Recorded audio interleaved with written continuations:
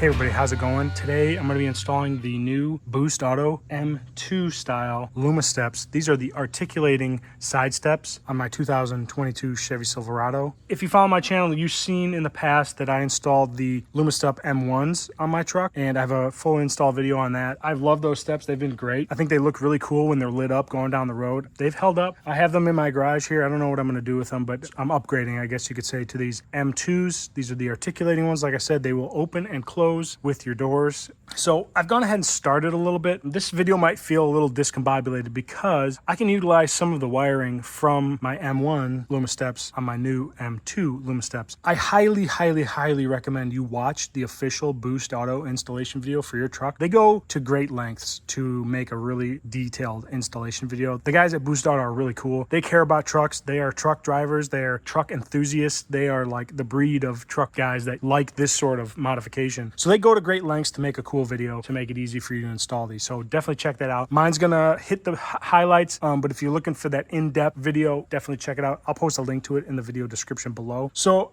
what you can see here is the new M2 running board. I do have the passenger side brackets installed. They are some beefy brackets. They feel really good. They are solid. They are heavy. Actuator is on the front motor, and I'll show you one of those. Here is the driver's side actuator and mounting bracket. They are very solidly constructed. This is all 1/8 inch steel, nice welds, all painted nicely, and then all the connectors are, you know, the standard style you'd expect to see from Boost Auto. So that is the, and they're labeled nicely. This is driver front. The one here I have is labeled PF for passenger front, so you don't get them mixed up. The rear brackets are not side specific, so you can use them on either side of the truck. There's the big beefy actuator that controls the rotational motion to extend the boards. You can get a little side profile of those there. These are the wires for the lighting controls on the side steps themselves, and then we've got the controller here for the side steps. They provide all the harnesses you need, and you just hook it up, and then when you open your doors, they will extend. Here's the back module, or the back bracket. Obviously they're just a follow along, but they still feel really nice. Same construction. They'll just, when that board extends, these will go out like that, and the boards will tuck up against the body. They include this module and all the wiring associated. This is what controls the running boards to go up and down. So this, along with the long harness that is off screen here, is the brains of the actuators. We've got this big old harness here. They are labeled, which is nice. This one's driver's side, this one's passenger side. This goes into that module that I just showed you. Fused for safety. We've got our battery hookup. There's a ground on here as well somewhere. There's our battery negative, the ground. And then there's two other wires on here that are gonna be our signal wires, which we're gonna end up using, that need to get run inside the cab. And they get hooked up to a pair of wires right next to the ODB port. So that's the harness that controls the running boards up and down motion. They also include, if you option for them, the rock light harness. Like I said, I'm a step ahead. This is already installed on my truck. This basically allows you to change the color from the orange to the white on the running boards to give you like a rock light. So I'm not going to have to use this because it's already installed. I just have to hook it up when the time comes. They also include the harnesses for hooking up the lights to your factory signals, and there's also an adapter they include, if you option for it, to make it really easy to get your turn signal wires passed through so you don't have to splice anything. So all of these ones are already installed in my truck, and I just need to connect them to the new boards, which makes this a little bit easier of an install. So they send everything in 2 boxes. The boards themselves are in these long boxes. These are the boxes for the motors and all the harnesses and associated hardware that you will need. So I've got these 2 brackets installed just sort of loosely. They're not super tight yet. You will have to do some adjustments later. Let's go ahead. I'll go on the other side of the truck now, and I'll install these 2 brackets on camera so you can see what's involved on those. All right, so here we are under the truck towards the front, right under the driver's side door. M1s utilize these 2 mounting points along the rocker panels here. And with the M2s, they are gonna utilize another spot as well for the front bracket. So first off, you need to go ahead and remove these bumpers, or these covers rather. They just pop out really easily. And if there's a cover in these screw holes, if you haven't had running boards installed before, go ahead and remove those as well, because that's, we're going to utilize, there's a threaded hole here, and there's a threaded hole here as well. So in the hardware kit, they include a piece of hardware that looks like this, and then also this little plastic square with a hole in it that is like a retainer, because we're going to feed this into one of these holes, this hole here actually. The retainer keeps it from falling into the body. So you just slide it in just like that, and then you're going to push the retainer down onto the body as far as you can so that it's got the most thread pointing out. It's just like that. Then we'll take the motor for the driver's side and we're going to mount it with this hole here where my pointer finger is. The other hole right here is going to go on the threaded factory hole, and then one of the holes on the bottom of the bracket is going to go into the bottom of the rocker panel. I'm going to feed this up into here and thread it over that hole, and you probably can't see it right now, but I need to hold it while I do it. And then you're going to take a flat washer, the lock washer, and the 13mm nut for this piece of hardware specifically, and thread it on just so you can hold that thing up there without it falling on your face. So that's what that looks like. I've got that threaded piece that's in the hole with the flat washer, lock washer, and the nut on it. And then underneath here, we're going to utilize one of these holes. You can see that back hole for the threaded insert that's already in the truck, and the 13mm bolt that they supply. And up in here, there is a threaded insert. So not this first hole, but this hole here, there's a threaded insert right behind it. So that's where you're going to put your bolts. And you may have to shimmy these around to line up the holes. There it is, you see it there. So just get those lined up and installed. Don't go crazy tightening them down yet, because you're gonna have to make some adjustments later. So that's what these are gonna look like once you get them loosely installed. I've got them just sort of hand tight. There's a bolt right here on the bottom of the rocker panel. There's that threaded rod piece, and then if I could get the camera up further, there's another bolt going into that factory threaded location on the other side. Maybe you can just barely see it right ahead of it right there. You can see it. So we'll deal with the wiring later. For now, we're going to go to the back and install the back one. The back bracket attaches using 4 of the factory threaded locations on the truck. You will need to remove these covers if you haven't ever had running boards installed. My M1s were installed with one of the brackets right here, so those are already revealed. You need to pop this guy off because it's in the way, and then there's 2 more here that you also need to remove. If you have a trim removal tool, these come off a lot easier. I don't have one. I should get one, but you can also use a flathead screwdriver or a pair of pliers and just yank them out. And I think, I don't know if I mentioned this, but they include a flat washer, a lock washer, and the bolt for these threaded factory locations. So that's what you're using. These are 13mm. And this one's a little easier because it's not as heavy, and you just can sort of hold it up there and thread those bolts in place.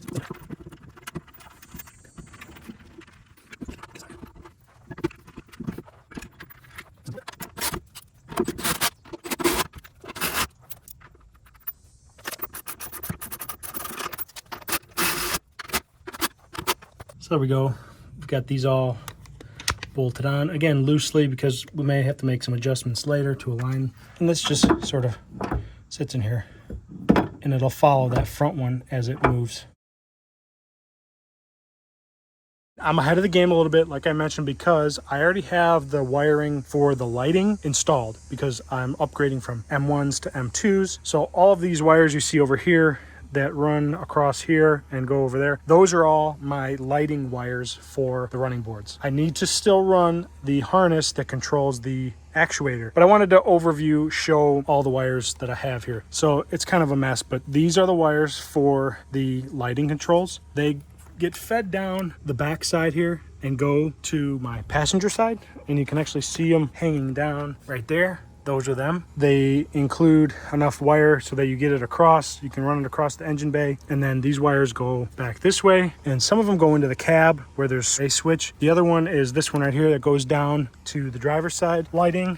That's this wire here. Behind each headlight, there is a pass-through harness, which is that short little harness that's shaped like a T that connects inline to the back side of your headlight, that connects into these harnesses as well. And that's where you get the signal for your turn signal on the running boards, because they're going to blink with your turn signal. So that's all done. I don't have to do any of that, which is nice, but I still need to run this big harness, which is the motor control harness. So I'm going to lay it out right now and just see what I have to do with it. Okay, so I've got this harness sort of roughly laid out here, and this is kind of how it's going to run. So the head of the harness is right here where the control module is going to mount. That also has the ground and the power. We'll hook that up here around the battery, on the circuits and whatever. One leg of this harness is this one here. I've got it going towards this way. This is the control for the passenger side.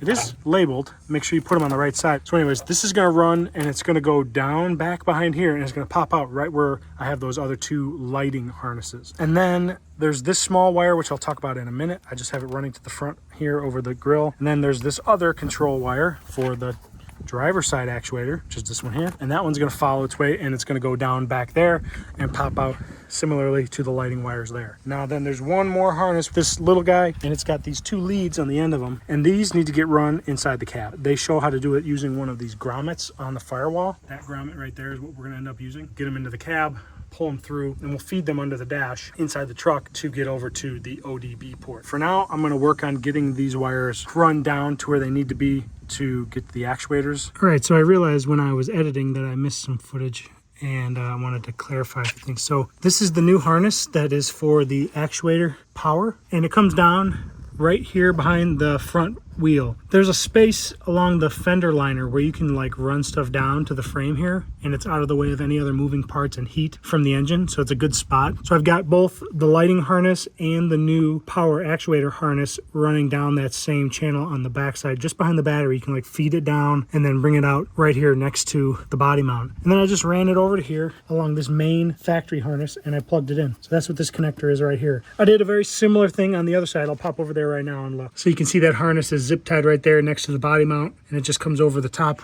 over here to the actuator where it's plugged in, and then I zip tied it up to that other wire. That's a factory wire. That's where all the wires come down. So now that we have this harness run to the passenger side over by the battery and the fuse panel and whatnot, we need to get that one lead into the cab. That's this long one with the two wires on it that I showed you. And there is a grommet here behind the battery right back there with a little nipple on it that you can pass wires through and bring them into the cab. You can cut a little slit on that little rubber portion and pass wires through into the cab. And once you're in your cab, you can come underneath here, move this module out of place. This module here, you can take it off and then remove this bracket. The other end of that grommet is right there, and you'll bring those wires through there. This module is in the way, so you just pull down on the little tab there, and then you can slide the module out of its seating position.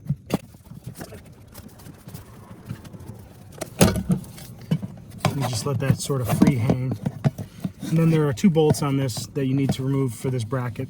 All right, and once you get that bracket out, you can get to the grommet, which is right up there, and you have to move some wires out of the way. Just you can push them, but that's where you're gonna pass that harness through. Okay, so I've got that wire passed through the grommet, this wire right here, and I threw a little zip tie on that little nipple just to seal it a little better. If you have the other wires for the lighting controls, you can also use this grommet. Like I said, I've also got those already installed, and they're passed through my other side grommet. You can see right there. Either one of these grommets would be fine to run the wires through. This one's a little easier to get to, I think, maybe. And then you just have to pass the wires over underneath the dash, which there's plenty of space to do that. And once you get it into the cab, you can bring them over to the other side, to the driver's side where you want them. Here's this wire right here coming out of that grommet, and I just passed it behind the air ducts here. I've removed a piece of panel here. It's been out for a while, I just never put it back in. And that one goes over there, and it's just on the floor right now. You can zip tie it up to everything underneath the dash to keep it up out of the way. This is where I have my rock light harness mounted from my previous install. You can choose any spot you like. There's plenty of slack on the harness to put that wherever you like, so I'll leave that to your choosing.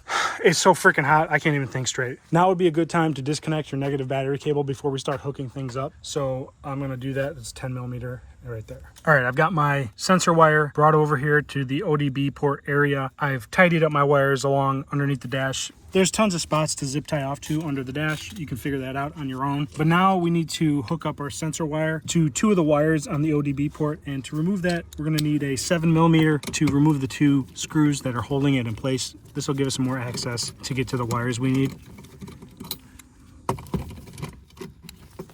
And then we can pull this down out of the way a little bit to get to the ones that we need. They include these little Scotch lock guys. This one right here is what's gonna connect to the wire on the ODB harness. And then this side here is what is gonna connect to the end of our sensor wire. Probably strip a little bit off, stick these in, and then clamp them down, and it'll clamp it in place. First, we need to find the two wires we need on this ODB port. All right, so on this signal wire, there are two wires, and they're both labeled. One is labeled high and one is labeled low. The high needs to go to pin number 6 on this harness, and the low needs to go to pin number 14. So if you look at this connector, you can see the slots are numbered. So 14 is that white wire that's third from the left. If you flip it around, pin number 6 is the third from the right on the top row there. This blue wire right here. So just using these connectors, clamp them onto the wire that's correct, and then you're going to insert that signal wire into the back end. So I've got those two things connected just like that.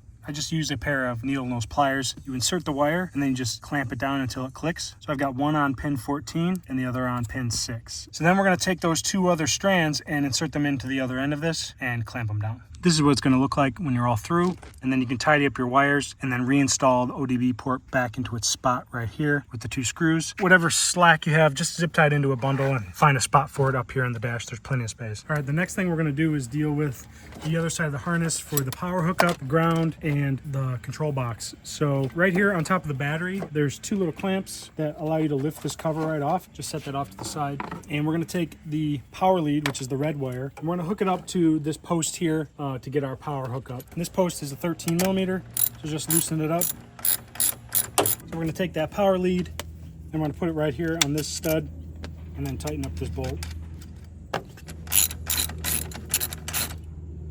Tighten that up.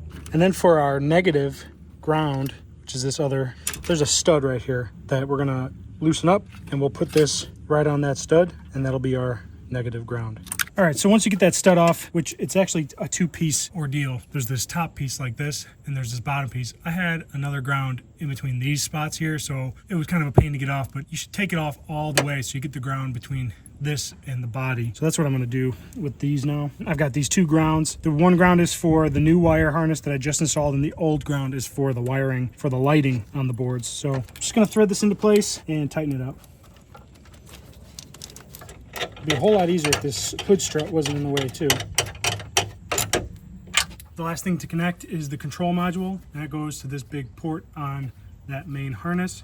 So just line up the connector and then plug it in. And then figure out a spot for it over here on the side and zip tie it up so it's not rattling around.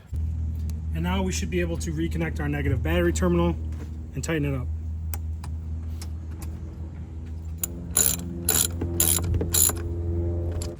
And hopefully if we got everything hooked up correctly, that actuator should open up when I pop the door. And there we go. And when I close it, it should go up. Cool. So now we can mount the steps.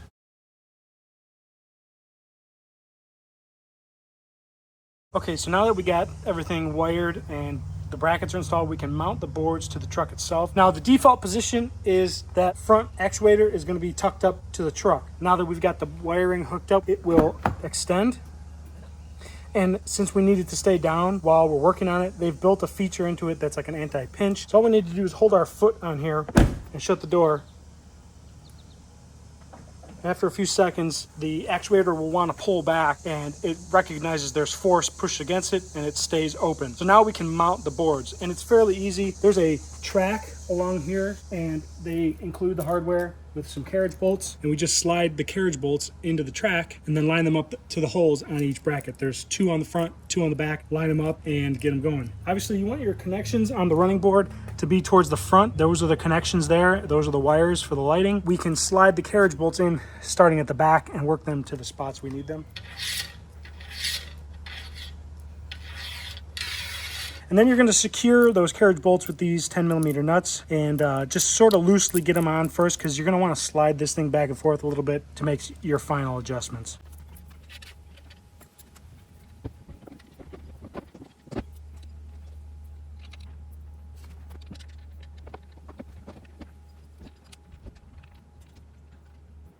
So we got those loosely installed, and now we're going to do our final tighten of the brackets on the body. All right, so after you go around and tighten up all your bracket bolts and the running board bolts, you can work on this wiring. I've already got them plugged in right here. They include a pair of these like channel block thingies that you can tuck these wires away with. You just like feed the wire into that, and then you can tuck the wire up into this channel right here to make it nice and clean looking. You got to sort of play with the wire a little bit to get it where you need it to be, and then it is kind of tough to pop it into that channel. You just got to force it in, and then it stays in there nice and good. Start at one end and work your way around.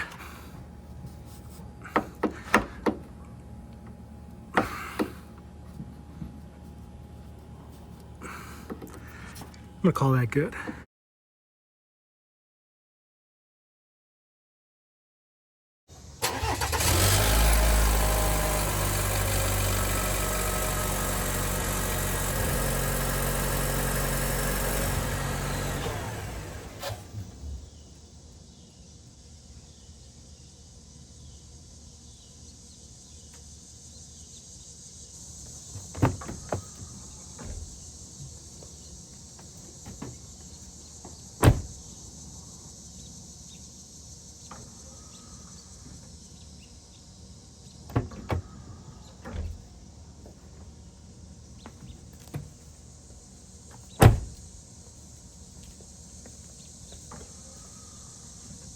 So that's it for the install on these Boost Auto M2 retractable Luma steps. Be sure to visit the Boost Auto website. I will post a link in the video description box below.